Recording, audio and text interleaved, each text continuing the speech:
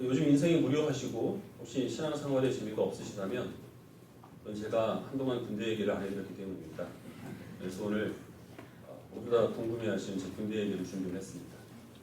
제가 신병 때에 한 고참이 저를 이제 불러서 저한테 대뜸 이렇게 물어봤습니다. 이재록이 장풍이 더 세냐, 이초석이 장풍이 더 세냐. 당대의 이단들이죠. 이분은 하늘산 기도원에서 저 어린 시절에 영적인 체험을 하고 그때부터 열심히 신앙생활을 했습니다. 그런데 그때의 체험이 너무 강렬했기 때문에 그런 신비한 현상들, 또 자기가 받은 감동, 그런 것들을 항상 이제 뛰어넘는 뭔가 좀 자극들을 찾아다니다가 보니까 결국엔 자기가 다니는 교회에 만족을 하지 못하고 여기저기를 전전하게 됐습니다. 그러다가 이단들까지 섭렵하게 되는 거죠. 이분이 장풍이라고 표현을 한 것은 여러분들이 가끔 비디오 보시면 나와 계시겠지만 영상 보시면 아시겠지만 이제 그분들이 손을 한번 휘두르면 다 이제 넘어지잖아요. 이제 그런 거를 의미를 한 겁니다. 그래서 저는 장풍 중에 최고는 스트리트 파이터의 하두겐입니다. 이 대답했다가 맞을 뻔했는데 이 마약이나 아니면 도박과 같이 어떤 이 자극으로 느껴지는 즐거움이라고 하는 것은 지속적인 만족을 보장해 주지를 못합니다. 그러다 보니 계속해서 이제 더 강렬한 체험이나 아니면 신비한 현상들을 사람들에게 발견하게 만드는데요. 우리 그리스도인들은 그 고참처럼 그렇게 장풍 센 목회자들을 찾아다니는 그래서 그때 당시에 그분은 사실 교회를 다니지도 않고 있었던 때입니다. 그러다가 저에게 뭔가 더 이제 더 신령한 분을 소개받을 수 있지 않을까 그렇게 저한테 물어보는 것인데요.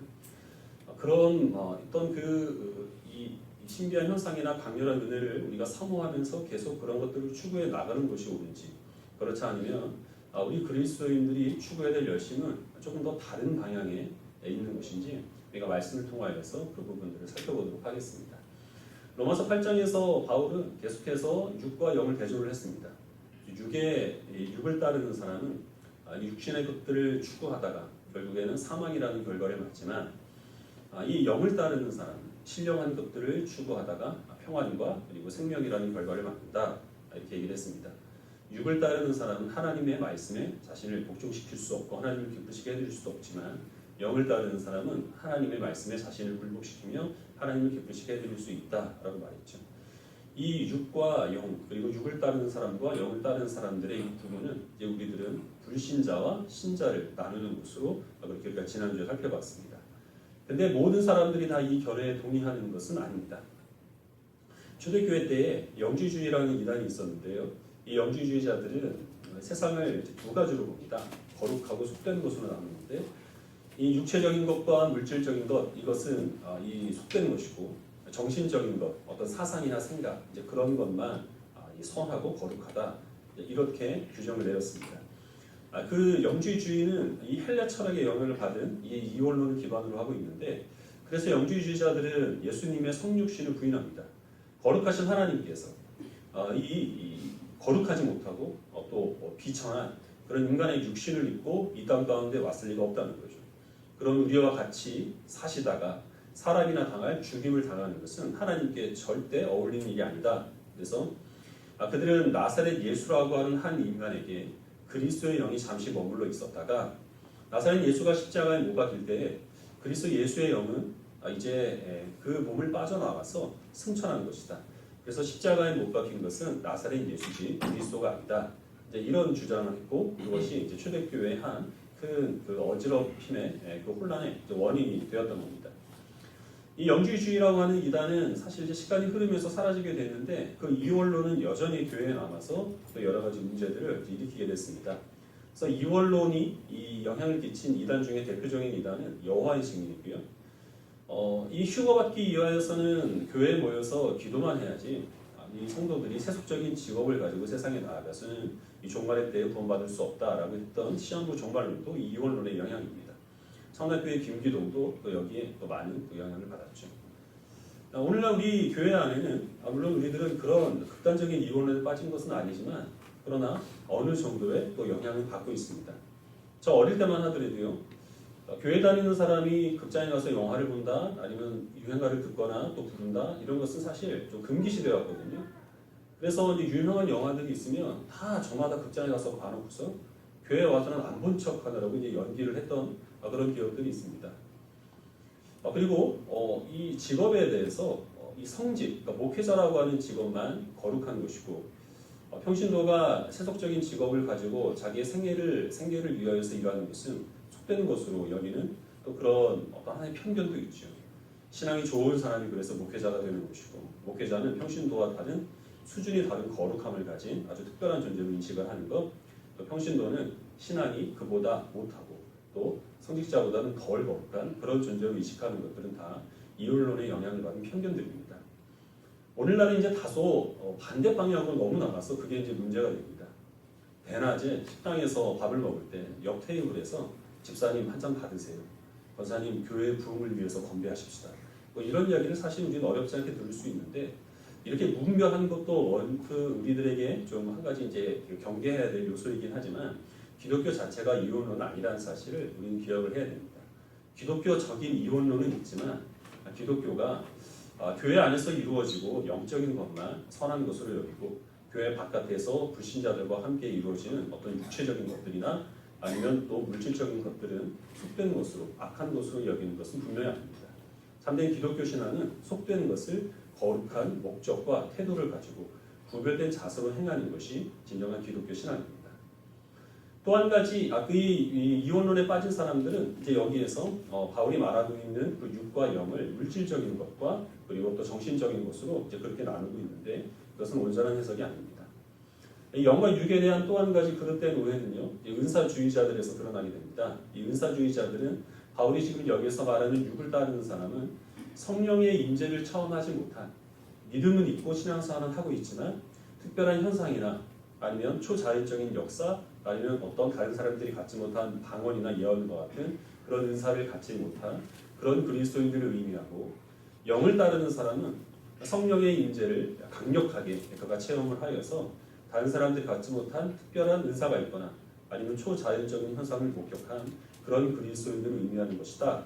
이렇게 규정을 합니다. 그래서 신앙을 고백하고 교회를 다니고 있으면서도 별다른 은사가 없고 어떤 마음에 감동이 일어나는 그런 특별한 체험이 없는 그리스도인들은 아직 육을 따르는 사람이어서 그를 온전히 하나님을 기쁘시게 해드리지 못한다는 겁니다.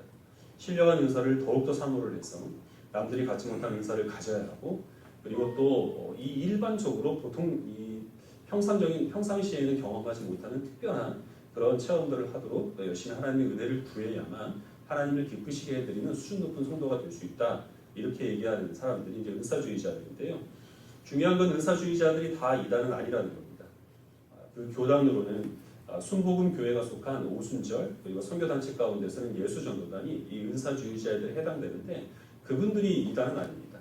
그러나 이 은사주의는 이단으로 넘어가게 될 위험이 상당히 큽니다. 왜냐하면 삼위 하나님 가운데 성령 하나님께 대해서 그들은 치우친 이해를 갖고 있기 때문입니다. 삼위 하나님 가운데서 성령 하나님은 독립된 위격을 가진 하나님 중에 한 분이십니다. 그런데 그 성령 하나님께서 임재하실 때에 초자연적인 현상이 일어나는 경우가 있습니다. 또 성령 하나님께서 하나님이 우리들을 통하여 이루실 일들을 감당케 하시기 위하여 다른 사람들이 갖지 못하는 지혜나 능력이나 또 은사를 허락하여 주시는 경우가 있습니다. 그러나 그것 자체가 성령은 아니라는 거죠.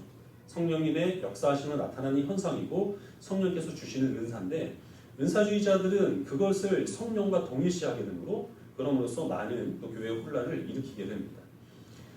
이 인사주의에서 이제 이단으로 기운 사람들의 이제 몇 분들이 예로 든다고 한다면 만민중앙교회 이재록 같은 사람이 있죠. 그리고 박보검 씨가 다니는 그 예수중심교회가 역시 마찬가지로 이단에 기운 사람이고요. 원누리교회에 있다가 지금 나와서 헤블리 터치 미니스트리라고 하는 보통 사람들이 읽기도 힘든 그런 단체를 만든 송길철 장로가 역시 또 그에 해당합니다. 지금은 사랑하는 교회라고 이름을 바꿨는데요. 예전에 큰 믿음 교회라고 변승우가 이제 거기에 은사주의자에서 이단으로 기운 그런 이제 무리들에 해당이 됩니다. 이런 분들은 우리 그리스도인들로 하여금 예수 그리스도를 믿는 믿음만으로 만족하지 못하게 만듭니다. 하나님이 허락하여 주신 은혜에 감사하지 못하게 하고 자신들이 몸담고 있는 그 교회를 귀하게 여기지 못하게 합니다. 지속적으로 누가 나를 더 강력한 장품으로 넘어뜨릴 수 있을 것인가 하는 그런 이제 은사와 능력을 행하는 목회자들만 찾아다니다가 계속해서 하나님 은혜를 목마르게 만드는 것이 이 은사주의자들이 교회에 일으키는 폐해라는 것입니다.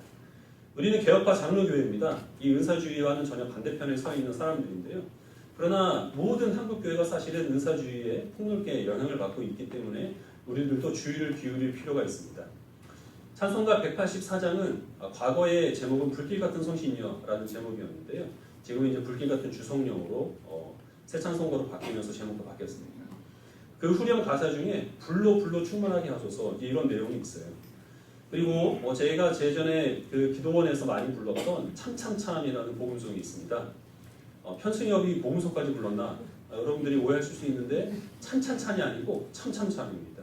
그 후렴 가사가 갑자기 또 아웃지도 않았는데 지금도 안 나는데 성령불이야, 불로 성령불이야 이런 거 랩처럼 막 빨리 이제 반복하는 그런 가사로 되어 있는데요. 그리고 또 최근에는 이제 부흥이라는 찬송이 또 교회에서 많이 불려지고 있었죠. 거기에 보면 성령의 불이 임하소서, 성령의 바람이 이제 불어와 이런 내용들이 있습니다. 그런 찬송들이 잘못돼서 부르지 말아야 한다라는 말씀을 드리는 것이 아닙니다. 불러도 됩니다. 저 자주 부릅니다. 우리 184장 한번 부르고 계속 할까요? 시험 강의상 여러분들 집에서 한번 각각 불러보시고 그 성령을 불러 아니면 성령을 바람으로 직접적으로 이제 묘사하는 것은 물론 이제 그 의도를 우리는 알고 있죠. 성령께서 불과 같이 임하셔서 우리 마음에 있는 모든 죄성을 다 불태워 주시고 과거에 큰 부흥의 역사를 일으키셨던 것처럼 성령께서 바람처럼 이 땅과 이 민족을 이 부흥의 역사 가운데 인도해 달라라는 그런 간구하는 마음을 가지고 이런 찬송을 부르는 겁니다. 그런데 그것을 충분히 우리가 이해하지 못하면 마치 성령께서 임재하실 때 사람이 불에 댄 것과 같이 뜨거운 감정이 일어나야만 하는 것처럼 성령께서 임재하실 때 우리 마음에 있는 모든 죄성들이 마치 불에 붙으면 순식간에 없어지는 것처럼 일순간에 사라지는 것처럼 진정한 부흥의 역사는 하나님께서 수천 명을 한순간에 그들이 회심함으로 하나님께 돌아오는 것으로 이루어져야 되는 것처럼 그렇게 오해하게 만들 여지가 있습니다. 그러나 성령의 역사는 결코 그런 것이 아닙니다. 우리 심령 속에 있는 죄성이라고 하는 것은 성령 하나님의 도우심 가운데서 일평생 다스려지는 것이지 한순간에 우리가 은혜 받았다고 해서 순식간에 거룩한 존재로 변해야 되는 것은 결코 아니죠. 우리의 그 구원도 내가 하나님 인격적으로 만나 우리가 평생에 걸쳐서 주님을 따르는 것으로 회심과 구원이 이루어지는 것처럼 이 세상을 구원하신 하나님의 역사도 간혹 수천 명, 수만 명을 일순간에 하나님께서 회심케 하시는 경우도 있기는 하지만 그것은 특별한 경우이고 교회가 세워진다든지 하나님께서 그렇게 간섭하셔야만 하는 그런 상황이라든지 그때에 국한된 것이지 그것을 일반적인 것으로 생각해서는 안 된다는 겁니다. 그러나 성령은 불이지 그리고 성령은 바람이지 무슨 소리냐 성경이 그것을 말씀하고 있지 않느냐 라고 그렇게 주장을 하신다면 성경은 단 한 군데도 성령 하나님을 어떤 자연 현상과 직접적으로 비교하거나 아니면 그렇게 표현하는 내용이 없다는 것을 우리는 기억을 해야 됩니다. 예수님께서 불과 성령으로 세례 요한이 그리스도께서 오시면 너희가 불과 성령으로 세례를 받으리라 하는 말은 불과 같은 성령으로 세례를 받아야 한다는 말이 아니라 이 요한은 회개의 메시지를 전했지만 그 예수 그리스도는 이제는 구원과 심판의 메시지를 전하게 될 것이다 하는 의미에서 불을 얘기하는 것이고요. 사도행전 2장에 오순절 성령 강림 사건이 있습니다. 오순절 성령 강림 사건에서 불의 혀처럼 갈라지는 것이 각 사람에게 임하니라 라고 말씀하고 있습니다. 거기서 말씀하고 있는 불의 혀라고 하는 것은 한 성령께서 거기에 모인 각 사람에게 동시에 임했다라는 것을 표현하기 위해서 그래서 사용한 그런 어휘지 거기 있는 사도들이 이 성령 강림 사건을 통하여서 그들이 불에 댄 것처럼 뜨거워진 것을 말하는 것은 결코 아니라는 것입니다. 바람에 대한 표현도 역시 동일합니다. 성령 하나님은 성부 하나님과 그리고 성자 하나님과 같이 삼위 하나님 중에 한 분이십니다. 그분이 임재하실 때 초자연적인 현상이 일어날 수 있고 성령께서 우리가 감당하지 못한 일을 감당케 하시도록 어떤 능력이나 지혜나 은사를 허락하여 주시는 경우가 있습니다. 그러나 그런 능력이나 힘이 성령 하나님은 아니라는 것을 우리는 기억을 해야 합니다. 성령 하나님을 직접적으로 어떤 자연 현상에 비유하는 그것은 신성 모독이며 삼위일체 신앙에서 어긋난 이단적인 표현이라는 것을 항상 명심하시기를 바랍니다. 그럼 우리는 왜 이 바울이 이 로마서 8장에서 얘기하고 있는 그 육신과 영을 우리는 불신자와 신자를 비유하는 것으로 그렇게 생각을 해야 하는지 그 뒤에 이어지는 말씀을 통하여서 확실하게 짚고 넘어가도록 하겠습니다. 오늘 읽은 말씀 9절을 우리 다시 한번 읽도록 하겠습니다.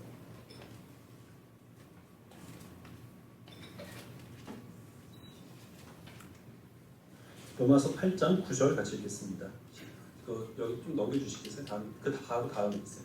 제목 다음. 9절 시작.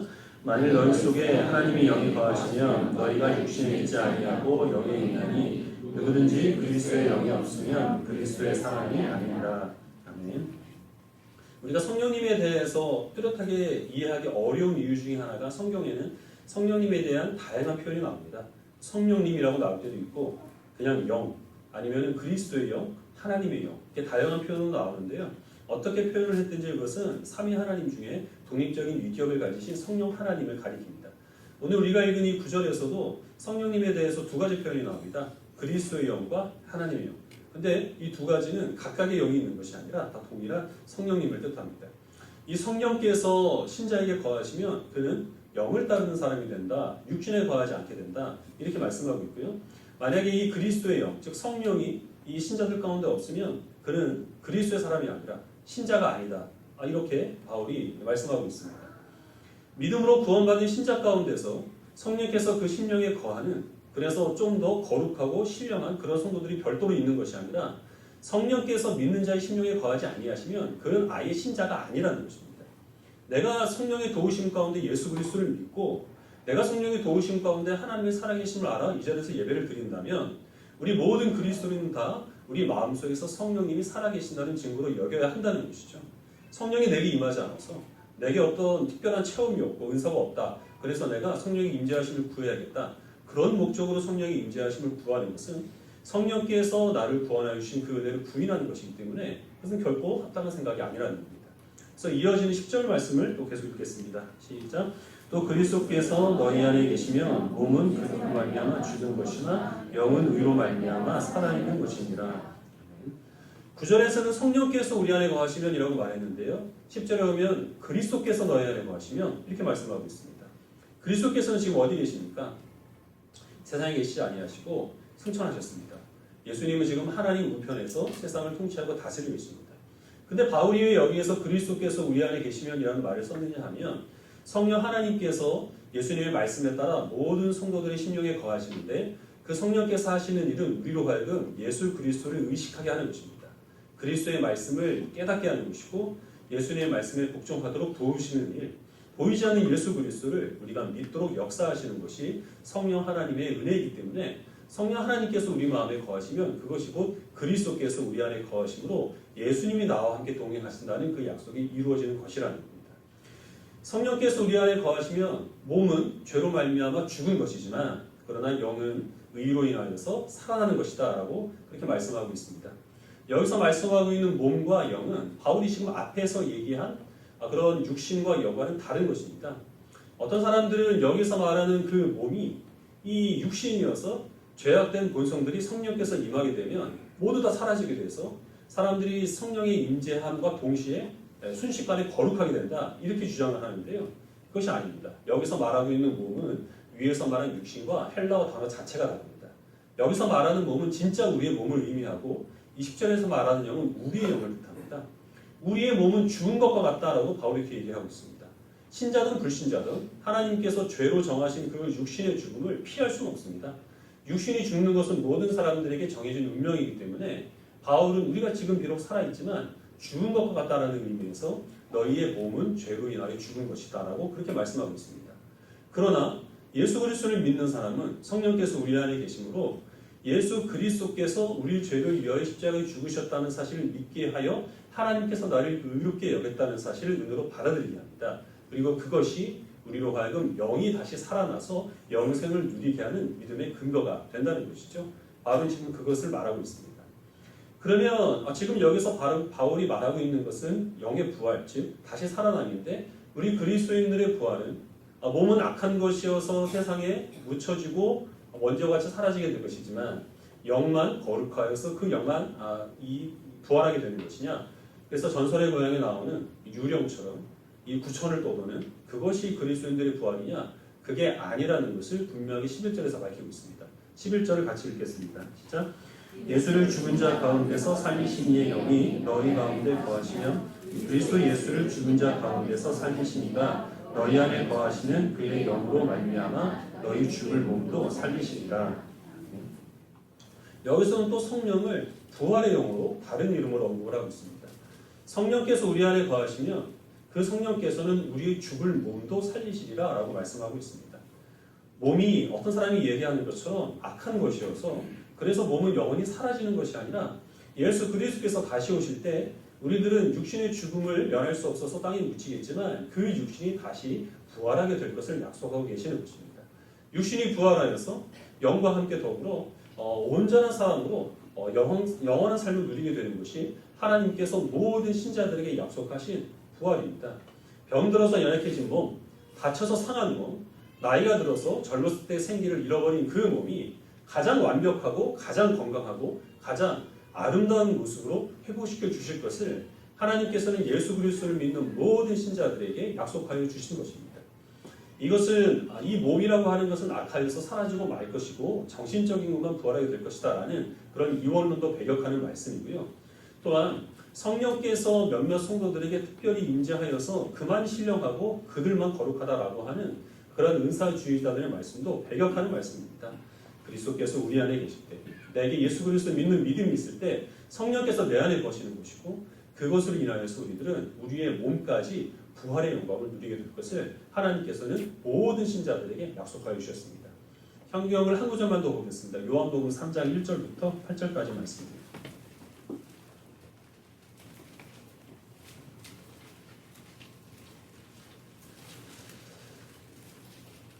신약성경 145페이지 요한복음 3장 1절부터 8절까지의 말씀을 읽겠습니다.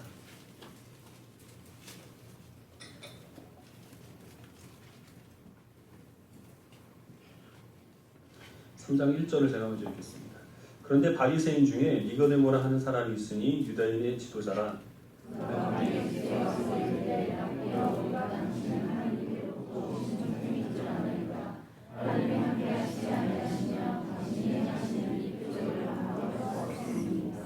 예수께서 대답하여 이르시되 진실로 진실로 내게 이르노니 사람이 거듭나지 아니하면 하나님의 나라를 볼 수 없느니라.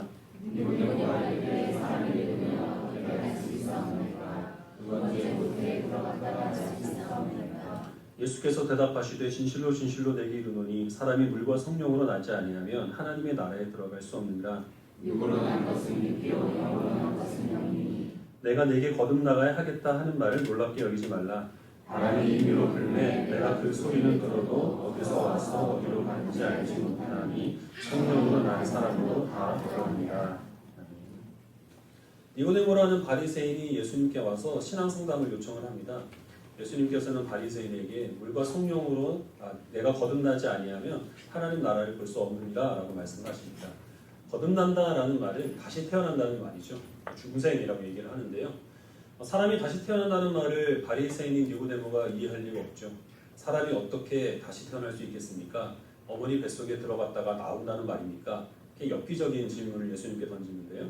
예수님께서는 거듭난다고 하는 것은 물과 성령으로 새롭게 되는 것을 의미한다라고 말씀하십니다. 그리고 성령으로 거듭난 사람은 바람과 같다라고 말씀하시고 이제 이어지는 내용들을 보면 예수 그리스도를 믿는 믿음으로 구원을 받음과 그리고 또 믿는 백성들이 진리를 따라야 할 것에 대해서 예수님께서는 가르쳐 주십니다. 지금 예수님께서는 여기에서 하나님 나라를 보는 것, 예수 그리스도를 믿음으로 구원받는 것, 거듭나게 되는 것, 성령으로 나는 것, 그런 다양한 표현들을 쓰셨지만 이런 표현들이 저마다 별개의 사람들을 지칭하는 것이 아닙니다. 이 예수님이 지칭하는 모든 이 내용들은 다 이 그리스도인들을 의미하는 것입니다. 거듭난 사람 가운데서 성령으로 난 사람이 따로 있는 것이 아니고 그리고 또 예수 그리스도를 믿는 사람들 가운데서 성령으로 난 사람이 별도로 존재하는 것이 아니라 모든 예수 그리스도를 믿음으로 구원받은 사람들은 성령으로 거듭난 사람들이라고 말씀하신 것이고 그들이 하나님 나라를 볼 수 있다고 예수님께서는 니고데모에게 말씀하셨습니다. 예수님께서 이 성령으로 난 사람을 바람으로 비유하시는데요. 헬라어에서는 바람과 영이 같은 단어를 쓰기 때문에 일종의 언어 유희인데 이 비슷한 면이 있다는 것이죠. 어떤 면이 유사하냐면 바람은 실체가 보이지 않습니다. 형태가 없기 때문에 바람을 눈으로 볼 수 있는 사람은 없어요. 하지만 바람이 불어오는 소리를 듣고 나뭇가지가 흔들리거나 어제 본 것처럼 자동차가 굴러가거나 그런 것을 보면 바람이 부는구나 그제서야 알게 된다는 겁니다. 성령으로 난 사람도 역시 마찬가지인데 성령으로 난 사람은 바람이 어디에서 들어오는지 알 수가 없기 때문에 우리들은 저마다 각각 다양한 계기를 가지고 교회에 오게 됩니다. 어머니 손을 붙잡고 모태신앙으로 태어나서 어려서부터 하나님을 늘 섬겨온 그런 그리스도인도 있고, 인생에 있어서 어떤 어려운 문제를 만나서 그 문제를 해결받기 위하여서 하나님을 찾은 사람도 있습니다. 정말 여가 선용을 하기 위해서, 아니면은 교회에서 주는 점심이 맛있어서, 그래서 이 자리에 계신 분들도 혹시 있을 수 있습니다. 그러나 어떤 계기로 신앙생활을 하게 되었든지, 내가 지금 예수 그리스도에 대한 신앙을 고백을 하고 있고 예배드리는 이 자리에 아무런 거부감 없이 앉아 있다면, 그러면 우리는 그것으로 내가 성령으로 거듭난 사람이구나 하는 것을 그것으로 깨닫게 된다라는 것입니다. 우리는 모두 다 이 거듭남이라고 하는 것이 일상적으로는 목격할 수 없는 특별한 사건이기 때문에 내가 언제 어떻게 거듭났고 거듭난 나에게 있어서 거듭나지 못한 사람과 어떤 다른 표가 있는가, 그런 것에 대해서 굽굽이 여기겠지만, 그러나 거듭난 그런 사람이라고 하는 것이 그렇게 언제 어떻게 거듭났는지, 그리고 거듭나지 않은 사람들과 눈으로 보이는 어떤 차이점이 있는지, 그것에 대해서 성경은 분명히 가르쳐주지 않고 있다는 것을 우리는 기억을 해야 합니다. 결국은 인생이라고 하는 것이 사실 그렇죠. 누구도 내가 언제 그리고 어떤 집에서 태어나야 되겠다라는 것을 스스로 선택해서 세상에 존재하는 사람은 없습니다. 내 선택이 아니라 우리 부모님의 선택이 위하여서 우리는 세상에 존재하게 된 것이고, 내가 지금 살아있다는 것을 늘 의식하며 살아가는 것도 아니에요. 어떤 순간에 문득 뒤를 돌아보면 내가 지금 살고 있구나 하는 것을 느끼게 되는 것이죠. 항상 사람이 내가 살아야지 그러면서 숨을 쉬는 그런 사람은 없습니다. 살기 위하여서 애쓰다 보니까 사는 것이 아니라 살아있으니까 그저 하루하루 주어진 일에 충실하는 것이, 그것이 우리의 인생이죠. 거듭난 것도 마찬가지입니다. 내 선택으로 거듭난 것이 아니고 하나님께서 우리를 택하셔서 거듭나게 하셨습니다. 우리는 거듭난 나에 대해서 의식하며 살지 못할 수도 있겠지만, 하나님께서는 내 의지와는 상관없이 하나님의 백성이 되게 하셨습니다. 그리고 모든 거듭난 하나님의 백성들 다양한 모습으로 살아가고 있고 다양한 방향을 향해서 열심히 달려가고 있지만, 하나님께서 강권적으로 우리를 같은 방향으로 가는 기차에 태우셨습니다. 그래서 우리 모든 그리스도인들은 저보다 다른 모습으로 살아간다 하더라도 동일한 목적지로 향하여 가고 있는 공동체의 한 지체입니다. 하나님께서 우리들에게 이 운명으로 정하여 주신 그 우리의 목적지는 어디입니까? 로마서 8장 11절이죠. 부활과 영생으로 하나님 나라에서 영원한 안식을 누리는 것, 그것이 우리 그리스도인들이 지금 타고 있는 기차가 향하고 있는 목적지라는 것을 우리는 기억을 해야 합니다. 달리는 기차 안에서 서 있든 누워 있든 아니면 뛰어가든 그 사람은 어김없이 그 목적지에 도착할 수밖에 없습니다. 누가 더 일찍 가는 것도 아니고 늦게 가는 것도 아닙니다.